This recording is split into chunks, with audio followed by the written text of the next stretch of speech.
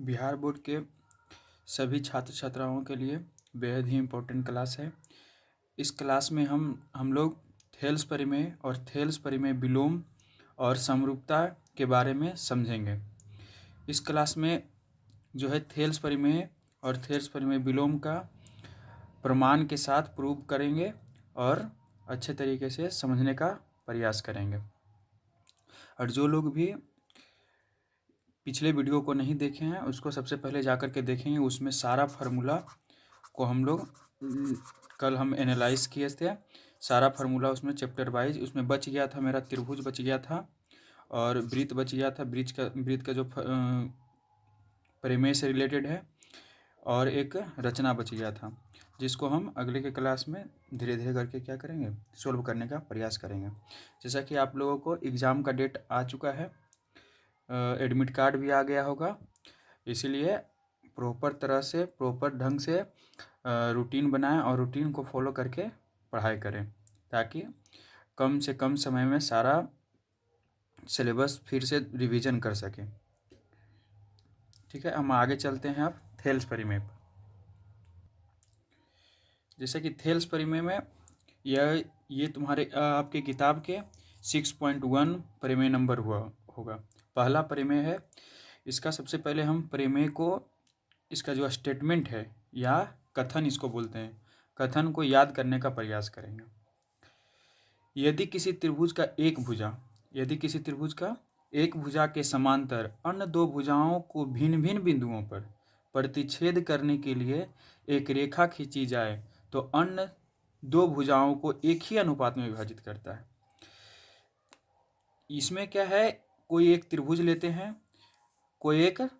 लेते हैं जिसमें क्या करता है, किसी एक भुजा के समांतर, त्रिभुज के किसी एक भुजा के समांतर अगर हम कोई एक रेखा लेते हैं जो अन्य दो भुजाओं को भिन्न भिन्न बिंदु पर, देखो ऐसा इसलिए इसमें बोला गया है ताकि अगर बोल दिया खाली समांतर लिया तो समांतर हम नीचे भी तो ले सकते हैं, इधर भी तो ले सकते हैं, इधर भी तो ले सकते हैं, लेकिन नहीं, ये क्या बोला है, यदि किसी त्रिभुज की एक भुजा के समांतर अन्य दो भुजाओं को भिन्न भिन्न बिंदु पर, अब बोलेगा कि इसका बढ़ा करके हम इधर भी ले सकते हैं, लेकिन नहीं, अन्य दो भुजाओं के भिन्न भिन्न बिंदु पर प्रतिच्छेद करता है तो वो जो रेखाखंड होगा वो तीसरे भुजा के क्या होगा, समांतर होता है। ये इसका क्या था, कथन था, स्टेटमेंट था। फिर से पढ़ेंगे। यदि किसी त्रिभुज की एक भुजा के समांतर अन्य दो भुजाओं के मध्य भिन्न भिन्न बिंदुओं पर, क्या बोलेंगे, भिन्न भिन्न बिंदुओं पर प्रतिच्छेद करते हैं तो वो जो रेखा होता है खींची जाए तो उसे वो क्या होता है, अन्य दो भुजाओं को क्या करता है, समान अनुपात में बांटता है। यानी कोई त्रिभुज में 3 भुजा होता है, जैसा कि आप लोग जानते होंगे, कोई भी त्रिभुज में कितना भुजा होता है, 3 भुजा होता है। कोई भी त्रिभुज में कितना भुजा होता है, 3 भुजा होता है। तो किसी एक भुजा के समांतर, अब ऐसा नहीं है सब लोग समझते हैं कि नीचे वाला का ही समांतर सिर्फ लिया जाता है, नहीं, हम कोई भी त्रिभुज का इधर वाली ये भुजा का भी समांतर ले सकते हैं। तो आप लोग जब कोई भी क्वेश्चन बनाते होंगे तो उसमें कभी इस भुजा के समांतर लिया हुआ रहता है, तो हमको समझना पड़ेगा कि किसी त्रिभुज के कोई भुजा के समांतर लिया जा सकता है, या तो नीचे का भुजा हो, ऊपर का भुजा हो, साइड का भुजा हो, जिधर का भी भुजा हो, उससे हमको ये नहीं है। ठीक है, तो जैसा कि ये समझ में आ गया होगा, स्टेटमेंट कथन सबको समझ में आ गया होगा। इसको 2 से 3 बार लिखेंगे और बोलेंगे ताकि अभी के अभी ही याद हो जाए। अगर वीडियो देख रहे होंगे तो वीडियो रोक करके इसको लिख सकते हैं। यदि किसी त्रिभुज की एक भुजा के समांतर अन्य दो भुजाओं को भिन्न भिन्न बिंदुओं पर प्रतिच्छेद करने के लिए एक रेखा खींची जाए तो अन्य दो भुजाएं एक ही अनुपात में विभाजित हो जाता है। ठीक है, ये याद करेंगे। या तो ये जब क्वेश्चन पूछा जाएगा तो डायरेक्ट क्वेश्चन में भी रहेगा, तो क्वेश्चन में रहेगा तो उससे हम क्या कर सकते हैं, इसको बना सकते हैं। ठीक है, या तो वहाँ पे लिखा हो रहेगा थेल्स परिमेय, तो थेल्स परिमेय लिखा हो रहेगा तो तुमको लिखना पड़ेगा। तब इसका आगे हम देखते हैं अब इसको प्रूव कैसे करते हैं। ठीक है, तो सबसे पहले प्रोसीजर क्या होता है प्रूव करने का, हम लिखते हैं दिया हुआ है। क्या लिखते हैं, दिया हुआ है। जैसा कि दिया हुआ है कि त्रिभुज ABC में बिंदु डी और ई क्या करते हैं, भुजा AB और AC पर इस प्रकार स्थित है कि DE क्या है, समानांतर है। किसका समानांतर है, BC का। ठीक है, ये दिया हुआ है यहाँ पे देखो, पहले ही वो क्या किया है, समांतर खींचा जाए तो वो क्या करता है, अन्य दो भुजाओं को एक ही अनुपात में विभाजित करता है। पहले हम क्या करते हैं, समांतर खींचते हैं तब ना एक ही अनुपात में विभाजित करेगा। ठीक है, तब क्या सिद्ध करना है, ये एक ही अनुपात, मतलब जैसे देखो ये त्रिभुज है, इसको क्या कर रहा है, ये DE जो है ये बांट रहा है, ये दोनों क्या है, समांतर है, तो ये क्या करता है, ये एक ही अनुपात में विभाजित करता है। एक ही अनुपात मतलब AD बटे DB, ये दोनों AD हो गया, अब बटे DB बराबर क्या होगा, AE बटे EC। ठीक है, मतलब इधर का ऊपर वाला का अनुपात और नीचे वाला का अनुपात बराबर होगा, इधर ऊपर वाला का अनुपात और ये नीचे वाला का अनुपात, ये दोनों क्या होगा, बराबर सिद्ध करना है। ठीक है, अब हम इसमें क्या करना पड़ता है, रचना करना पड़ता है। जब ये क्वेश्चन आएगा तो इसी तरह से लिखेंगे, पहले दिया हुआ है, फिर सिद्ध करना है, फिर रचना, फिर प्रमाण। ठीक है, तो सबसे पहले रचना देखते हैं। रचना में क्या करेंगे, बिंदु D से और बिंदु E से, बिंदु D से क्या करते हैं, DM लंब लेते हैं। क्या करते हैं, DM लंब लेते हैं, किस पे, AC पर। DM लंब लेते हैं क्या चीज पर, AC पर। और बिंदु E से EN लंब लेते हैं AB पर, बिंदु E से EN लंब लेते हैं AB पर।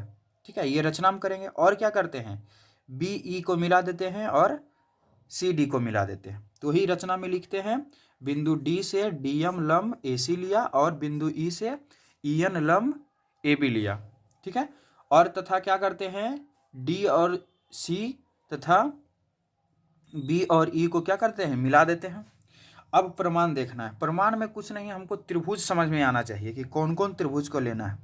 देखो सबसे पहले मान लेते हैं कि हम इसको लेकर के चलते हैं, EN को लंब लेकर के चलते हैं, EN को लंब लेकर के चलते हैं। तो ये देखो हम लोग एक बेसिक फार्मूला त्रिभुज का क्षेत्रफल जानते होंगे, फार्मूला वाला क्लास में हम बताए थे। त्रिभुज का क्षेत्रफल क्या होता है, 1/2 गुना आधार गुना ऊंचाई, जानता होगा। 1/2 गुना क्या होता है, आधार गुना ऊंचाई। ये फार्मूला बेसिक फार्मूला त्रिभुज का क्षेत्रफल निकालने का है। यही फार्मूला यूज करके हम क्या करते हैं, इसको सिद्ध करने का प्रयास करते हैं। तो देखो सबसे पहले ये ADE त्रिभुज में, ADE, और किस में चलते हैं, DEC, ऐसा त्रिभुज में चलेंगे जिसमें क्या हो, लंब, ये जो लंब लिए हैं वो दोनों के लिए क्या हो जाए, कॉमन हो जाए। तो देखो ये दोनों में क्या है, हमारा लंब क्या होगा, कॉमन होगा। जैसे ये ADE में भी क्या है, ADE में भी क्या है, लंब EN है, अगर हम ये वाला त्रिभुज कंसीडर कर रहे हैं तो। और DEB भी बोल सकते हैं, DEB में क्या है, इसका भी लंब कहाँ पे बन रहा है, यहाँ पे। जैसे देखो एक त्रिभुज यहाँ पे बना करके दिखाते हैं, ये मान लो ADE है, तो इसका लंब क्या है, EN है। ठीक है, और एक त्रिभुज बना रहे हैं, देखो यहाँ पे D है, यहाँ पे E है और यहाँ पर B है, तो इसका लंब कहाँ पे होगा, अगर ई बिंदु से हम लंब लेना चाहते हैं तो इधर जाएगा नहीं, इधर जाएगा नहीं। तो इसको लंब लेने के लिए आप लोग 7 क्लास में सीखे होंगे, इसको लंब लेने के लिए यही लेते हैं, और ये जो है क्या है, यहाँ पे EN है। यानी ये दोनों त्रिभुज में चल रहे हैं, ADE में और DEB में। तो दोनों का त्रिभुज का क्षेत्रफल का अनुपात ले लेते हैं, दोनों का क्षेत्रफल का अनुपात ADE में क्या होगा, 1/2 गुना आधार गुना ऊंचाई। तो आधार हम इसको मान रहे हैं, आधार हम किसको मान रहे हैं, अरे आधार मतलब क्या होता है, बेस, नीचे। इसको अगर हम उलट देंगे इस तरह से तो आधार नीचे हो गया ना, तो उससे हमको मतलब आधार किसको मान रहे हैं, AD को मान रहे हैं। तो क्या हो जाएगा, 1/2 गुना आधार गुना ऊंचाई, ऊंचाई क्या है, EN है, तो EN हो जाएगा। अब बटा में DEB का क्षेत्रफल, तो DEB का अगर ये लंब ले रहे हैं तो इसके लिए आधार क्या हो जाएगा, DB हो जाएगा। आधार क्या होगा, DB, तो 1/2 गुना DB गुना EN। ठीक है, अब यहाँ पे EN से EN कट जाएगा, 1/2 से 1/2 कट जाएगा, तो बच जाएगा AD बटा DB, AD बटा DB बच जाएगा। यानी इस प्रकार हम इसको लिख सकते हैं, त्रिभुज ADE का क्षेत्रफल बटा त्रिभुज AEB का क्षेत्रफल बराबर क्या आ गया, AD बटा DB। इसको हम समीकरण 1 कंसीडर कर लेते हैं। ठीक है। इसी प्रकार अब क्या करते हैं, एक बार तो हम इधर वाला त्रिभुज लेकर के चले, अब इधर वाला त्रिभुज लेकर के चले, ताकि इस बार जो लंब है डीएम ले सके। इस बार लंब किसको हम ले सके, डीएम, और एई को और ईसी को आधार बना सके। हमारा देखो मेन फोकस है कि ये दोनों को प्रूव करना है, तो इस तरह से लेंगे कि ताकि ये कंडीशन इस तरह से मिले। ठीक है, तो इस बार जो त्रिभुज ले रहे हैं ए डी ई तो वही रहेगा, ए डी ई तो त्रिभुज वही रहेगा, लेकिन इस बार जो लंब हम लेंगे इस इधर वाला लेंगे। इस बार लंब कौन लेंगे, इधर वाला लेंगे, डीएम। ठीक है, और इसका आधार क्या हो जाएगा, ए ई हो जाएगा। अब एक और जो त्रिभुज है वो बनाते हैं। यहाँ पे देखो ई है, यहाँ पे डी है, यहाँ पर सी है, तो इसका भी लंब कहाँ पे जाएगा, अगर इस शीर्ष से लंब लेंगे तो यहाँ पर जाएगा और ये भी डीएम हो जाएगा। यानी इसका भी लंब क्या है, डीएम, इसका भी लंब क्या है, डीएम, यानी डीएम डीएम दोनों हो जाएगा। यानी ए डी ई का क्षेत्रफल, अब बटा हम क्या करेंगे, डी ई सी का क्षेत्रफल। इसको तुम अलग अलग करके भी लिख सकते हो पहले, उसके बाद फिर सिद्ध कर सकते हो, लेकिन हमको क्या करना है, शॉर्ट में सिद्ध करना है, इसीलिए ऐसे भी लिखेंगे, कोई दिक्कत नहीं है। तो ए डी ई का क्षेत्रफल बटे डी ई सी का क्षेत्रफल लिखेंगे। तो ए डी ई का क्षेत्रफल क्या होगा, 1/2 गुना आधार अवधि क्या ले रहे हैं, ए ही ले रहे हैं, और लंब क्या है, डीएम ले रहे हैं, तो डीएम हो जाएगा। उसी तरह से इसमें क्या हो जाएगा, डी ई सी में क्षेत्रफल में क्या हो जाएगा, आधार अवधि इस बार क्या ले रहे हैं, ई सी ले रहे हैं, और लंब क्या हो जाएगा, डीएम हो जाएगा। फिर क्या हो जाएगा, डीएम से डीएम कट जाएगा, 1/2 से 1/2 कट जाएगा, बच जाएगा ए ई बटा ए सी। तो यानी समीकरण 2 मान लेते हैं इसको क्या मान लिए, समीकरण 2। अब हम कक्षा 9 में यानी क्लास 9th में आप लोग पढ़ चुके होंगे, बहुत सारा थ्योरम 9 क्लास में जो है बहुत सारा थ्योरम पढ़ना है। उसमें एक थ्योरम था, जब दो समांतर रेखा के बीच, क्या, दो समांतर रेखा के बीच एक ही आधार पर बने त्रिभुजों का क्षेत्रफल हमेशा क्या होता है, समान होता है। जैसे क्लास 9 में आप लोग पढ़े होंगे, दो समांतर रेखा, एक समांतर रेखा ये हो गया, एक समांतर रेखा ये हो गया। अब ये इसमें क्या है, इसका आधार सेम हो जाए, जैसे एक त्रिभुज हम मान लो ऐसे बना लिए, ये दोनों क्या है, समांतर है, और यही आधार पर से एक और त्रिभुज हम ऐसे बना लिए, तो त्रिभुज इसका नाम दे देते हैं ए बी सी, और इसका पी दे देते हैं। मतलब त्रिभुज ए बी सी, त्रिभुज ए बी सी का क्षेत्रफल जो होगा वो किसके बराबर होगा, त्रिभुज पी बी सी का, पी बी सी का क्षेत्रफल। 21 क्लास में पढ़ना था हमको, 9 क्लास में पढ़ना था। और जितना प्रकार का त्रिभुज होगा ऐसे भी बना सकता है, इसका भी क्षेत्रफल क्या होगा, बराबर होगा, इसका भी क्षेत्रफल क्या होगा, बराबर होगा, इसका भी क्षेत्रफल क्या होगा, बराबर। मतलब बस खाली क्या होना चाहिए, दो समांतर रेखा के बीच में होना चाहिए, और आधार क्या होना चाहिए, सेम होना चाहिए। आधार क्या होना चाहिए, सेम होना चाहिए। आधार क्या होना चाहिए, सेम। तो वो सारे त्रिभुजों का क्षेत्रफल क्या होता है, बराबर होता है। आई थिंक ये समझ में आ गया होगा। तो इसीलिए ये देखो, अब यहाँ पे ये दोनों हम क्या है, पहले से क्या है दिया हुआ है, ये दोनों क्या है, समांतर, डी ई समांतर क्या है, बी सी, डी ई समांतर क्या है, बी सी। तब देखो इसमें आधार तो डी ई है ना। पहला त्रिभुज कौन लिए थे, पहला त्रिभुज हम कौन लिए थे, D B, D E B, D E B, D E B. देखो इसका आधार ये है। फिर दूसरा त्रिभुज कौन लिए थे, डी ई सी, डी ई सी, यानी ई त्रिभुज और ई त्रिभुज दोनों का आधार क्या है, डी ई है, दोनों का आधार क्या है, डी ई। और डी ई समांतर बी सी भी है, डी ई समांतर क्या है, बी सी भी है, और डी ई क्या है, दोनों त्रिभुज का आधार सेम है। यानी त्रिभुज डी ई बी का क्षेत्रफल बराबर होगा त्रिभुज डी ई सी का क्षेत्रफल। ठीक है, समझ में आ गया। तो ये जो नीचे वाला क्षेत्रफल है दोनों में क्या हो जाएगा, बराबर हो जाएगा। तो ये दोनों को क्या करेंगे, बराबर कर देंगे। तो एल एच एस क्या हो जाएगा, बराबर हो जाएगा। एल एच एस क्या हो जाएगा, बराबर होगा। तब क्या हो जाएगा, आर एच एस भी बराबर हो जाएगा। अब देखते हैं आगे, यहाँ पे क्या हो गया, जब दो समांतर रेखा के बीच में बनता है त्रिभुज, एक ही आधार पर रहता है, तो उसका क्षेत्रफल क्या होता है, बराबर होता है। यानी डी ई बी का क्षेत्रफल बराबर होगा डी ई सी का क्षेत्रफल। ठीक है, यहाँ तक समझ में आ रहा है, यहाँ तक कोई दिक्कत।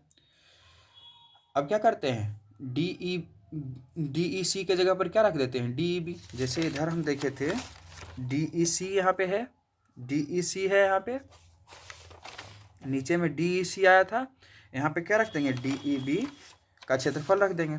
तो क्या हो जाएगा, इसका बराबर ए ई बटा ई सी हो जाएगा। अब समीकरण 1 और समीकरण 3 को क्या कर देंगे, तुलना कर देंगे, तो ए डी बटा डी बी बराबर ए ई बटा ई सी आ जाएगा। ए डी बटा, देखो यहाँ पे क्या है, समीकरण 1 में ये था, समीकरण 2 में ये है, दोनों को क्या कर दिए, कंपेरिजन कर दिए, तुलना कर दिए, यानी आर एच एस बराबर हो गया, एल एच एस बराबर हो गया, तो आर एच एस भी क्या हो जाएगा, बराबर हो जाएगा।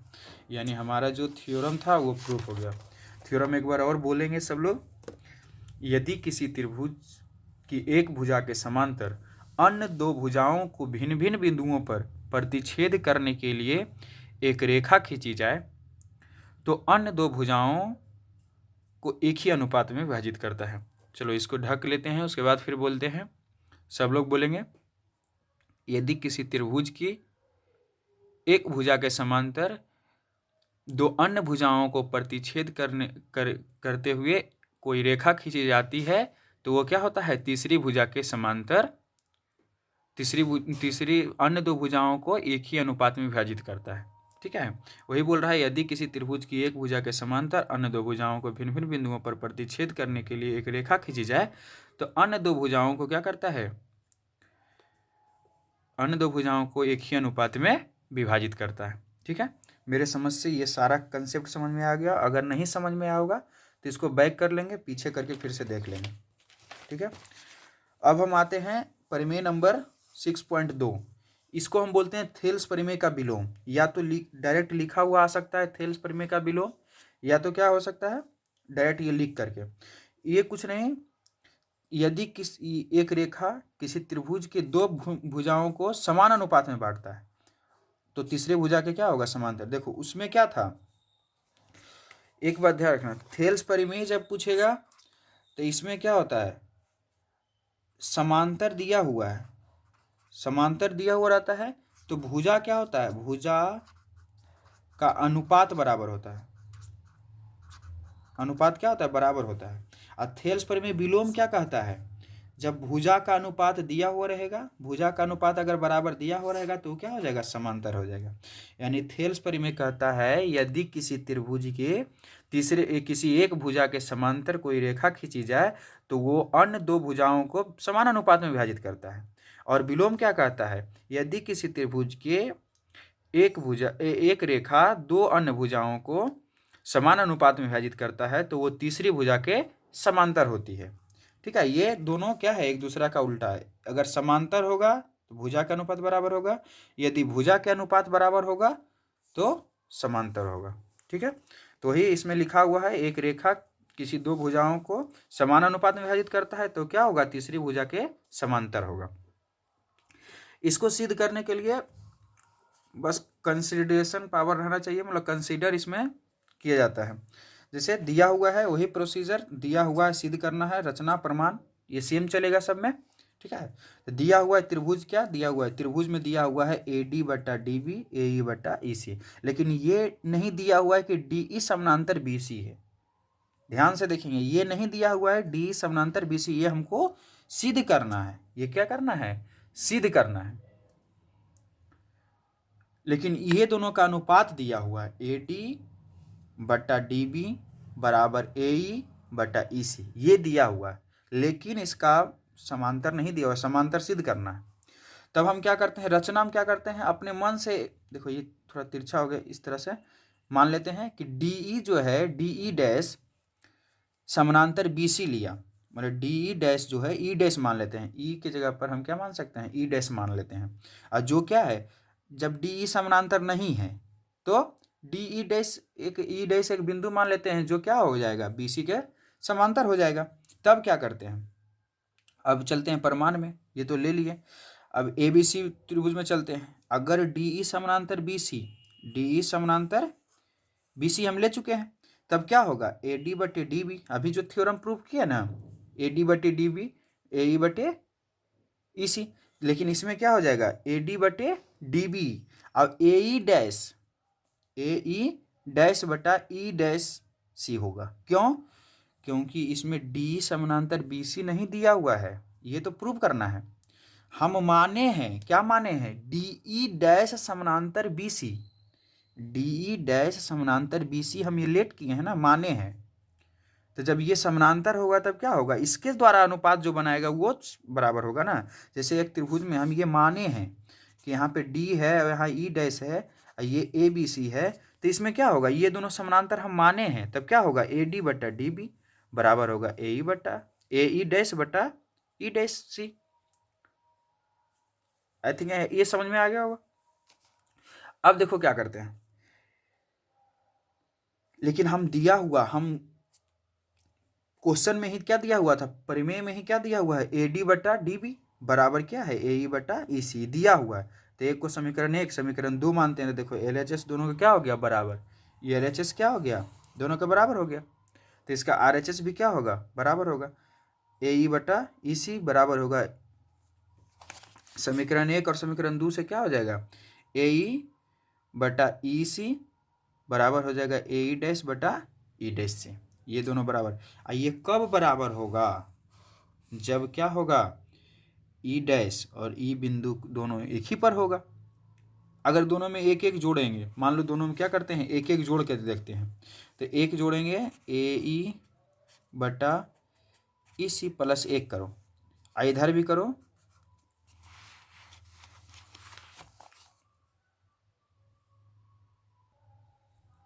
ठीक है, इधर प्लस करते हैं, फिर ए ई डैश बटे ई डैश सी प्लस 1 करते हैं, ठीक है। अब देखो इधर करेंगे तो क्या होगा, एलसीएम लेंगे, ई सी ई भी जाके यहाँ जुट जाएगा, तो ए ई प्लस ई सी क्या मिल जाएगा, ए सी मिलेगा। इधर भी क्या मिलेगा, ए ई डैश अब प्लस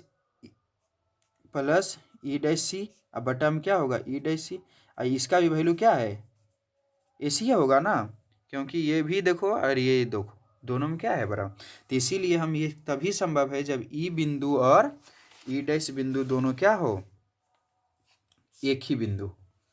यह तभी संभव है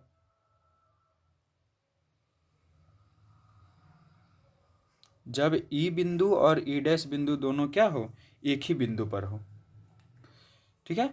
तब जब ई डैश और ई एक ही बिंदु है, तो हम रचना में क्या माने थे, रचना में माने थे डी ई डैश समांतर बी सी माने थे, लेकिन ई और ई तो डैश एक ही है, तो ई डैश की जगह पर क्या हो जाएगा, ई हो जाएगा, यानी डी ई समानांतर बी सी क्या हो गया, प्रूफ हो गया, ठीक है। मेरे समझ से यहाँ तक, किसी को अगर कोई थोड़ा सा भी दिक्कत हुआ होगा तो वो कमेंट में लिखेंगे, और अगर अच्छा लगा होगा तो कमेंट में लाइक दबाएंगे और कमेंट में लिखेंगे,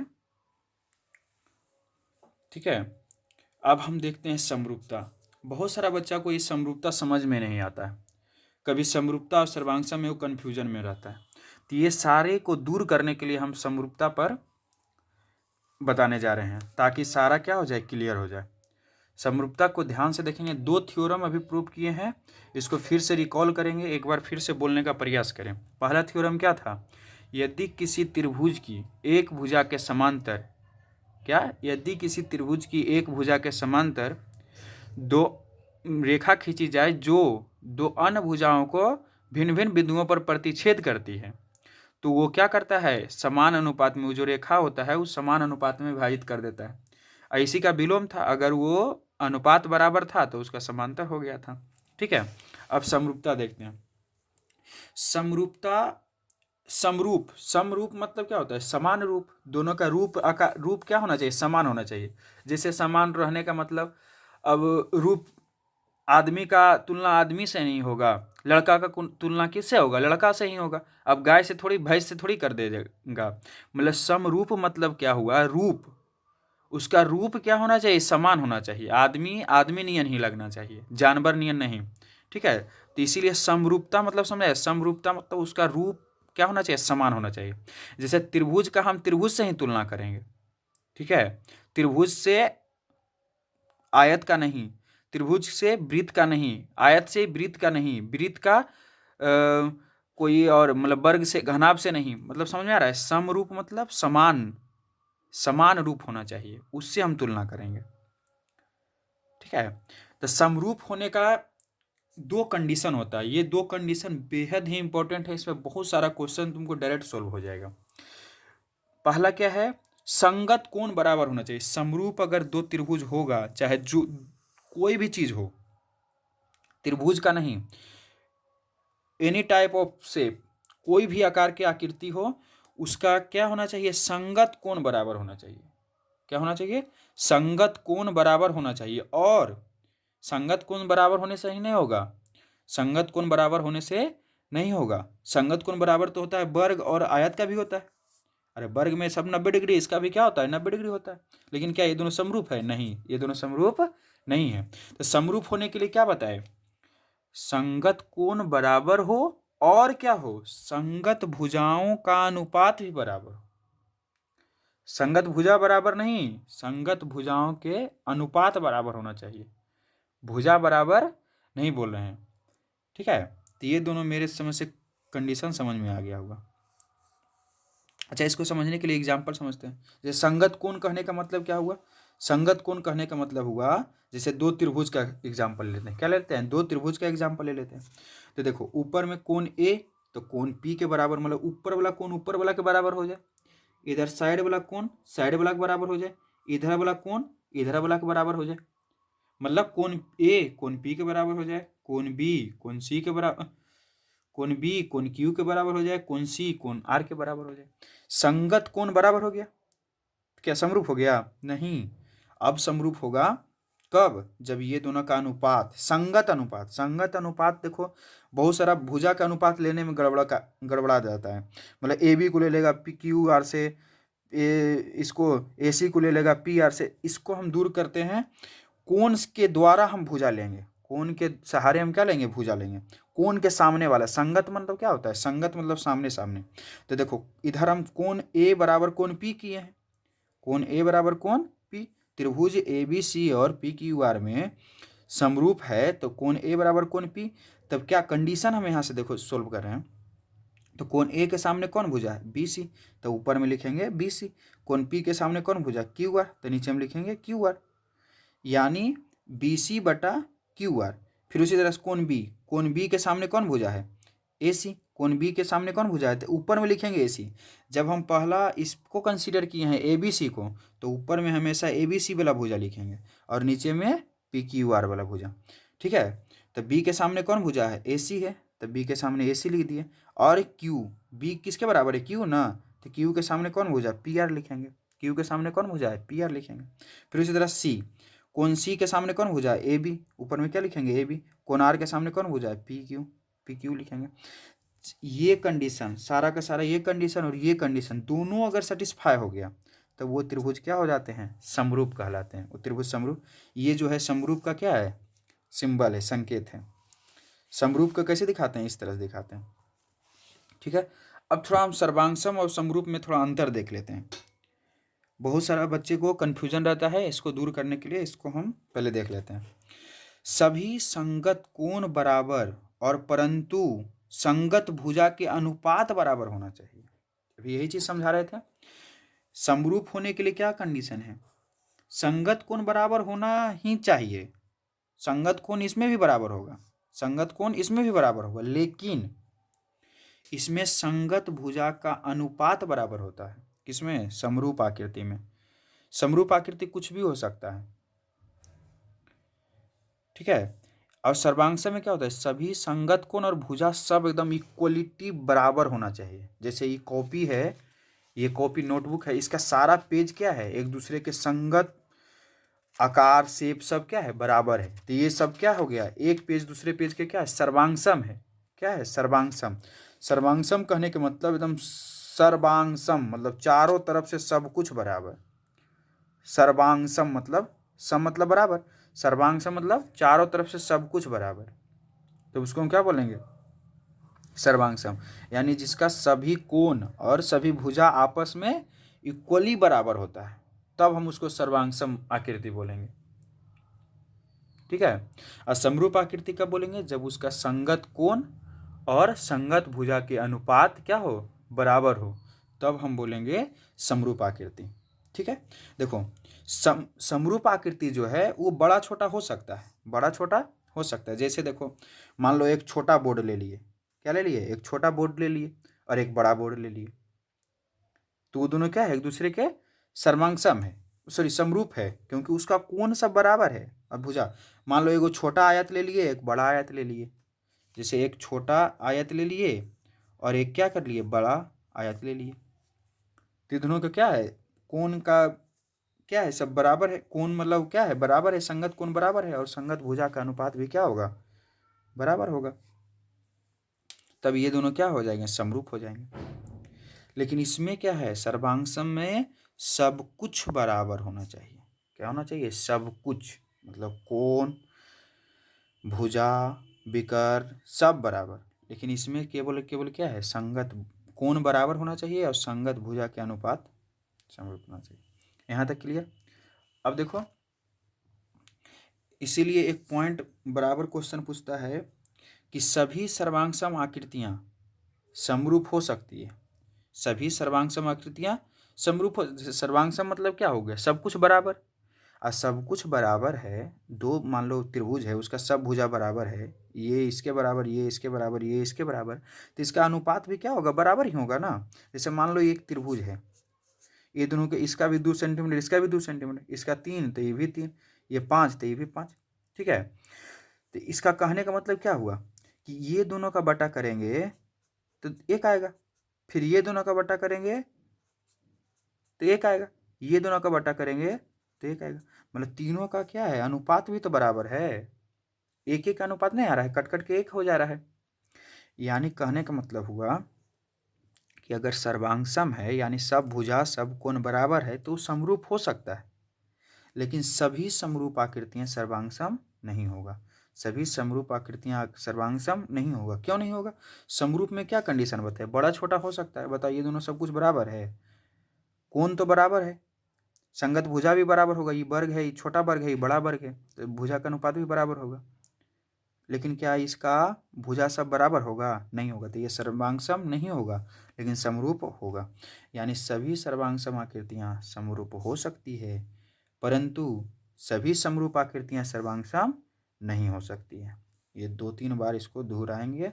अगर यहाँ तक कोई दिक्कत होगा तो कमेंट बॉक्स में लिखेंगे, और अगर नहीं समझ में आएगा तो इसको फिर से स्टार्ट कर लेंगे समरूपता से, और फिर से इसको देखेंगे 1 से 2 बार 3 बार। और जिसको ये सब अच्छा से समझा हुआ है वो भी ये वीडियो देखेंगे और वो 2x पर चला देंगे, 2x पर मतलब पूरा स्पीड में करके। और जिसको ये सब सारा चीज़ समझ में आया होगा वो क्या करेंगे, पहले नंबर तो लाइक करेंगे, उसके बाद क्या करना है, चैनल को सब्सक्राइब कर लेना है, उसके बाद बेल आइकन को दबाना है। बेल आइकन को दबाने से क्या होगा, बेल आइकन को दबाने से होगा कि कोई भी वीडियो अपडेट कुछ भी डालेंगे तो तुमको सबसे पहले नोटिफिकेशन में चला जाएगा, ठीक है। और कोई और ऐसा बच्चा है जिसको मैथ कुछ समझ में नहीं आ रहा है, परिमेय सिद्ध करने के लिए नहीं आ रहा है, समरूपता में कुछ समझ में नहीं आ रहा है कि कौन त्रिभुज कौन समरूप है कैसे है, उसको भी ये वीडियो शेयर करेंगे ताकि उसको भी फ़ायदा हो जाए। और एग्ज़ाम में बहुत ज़्यादा दिन भी नहीं बचा हुआ है, आज से लगभग अगर जोड़ लिया जाए तो 10 दिन 12 दिन 15 दिन होगा, मतलब लगभग 17 दिन है। 1-2 दिन मान लो पूजा वगैरह भी होगा तो उसमें छुट्टी होगा, ठीक है। तो इसीलिए अब सब लोग अपना रूटीन के अनुसार फॉलो करें और पढ़ें, ठीक है। इसके आगे नेक्स्ट क्लास में। धन्यवाद।